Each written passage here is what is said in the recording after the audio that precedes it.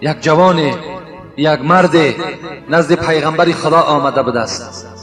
حضرت مولوی میگوید و پرسان کرده بود از پیغمبر خدا: من از تو یک سؤال دارم، نمیدانم که بدبخت هستم یا نیکبخت، نمیدانم که بهشتی هستم یا دوزخی هستم. پیغمبر خدا برای من خبر بده. پیغمبر خدا گفتند، ای مرد، گفتند این سوال گفتند در یک تجربه گفتند تو میتوانی که مقایسه کنی. برای آنه که تو بفهمی که بدبخت هستی یا نیکبخت، برای آنه که تو بفهمی که دوزخی هستی یا بهشتی، در یک مجلس امر معروف و نهی از منکر رفته اشتراک کن.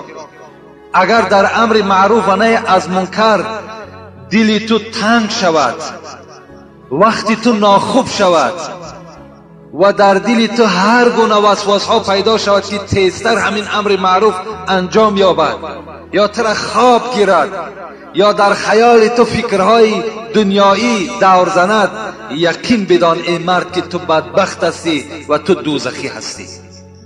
لیکن وقتی که اگر در امر معروف و نهی از منکر دل تو نرم شد، ذوق تو زیادتر شد، باز جمعه دیگر را بی طاقتانه انتظاری کشیدی، یقین بدان که تو جنتی هستی، یقین بدان که تو نیکبخت هستی. این پیغمبر خدا کسانی که میخواهند و نمیخواهند شانه با امر معروف و نهی از منکر حواله کردند. بهترین عمل که موصوف است نهی منکر و امر معروف است. بهترین عملی که در نزد خدا ثواب دارد، اجر دارد، این امر معروف و نهی از منکر است.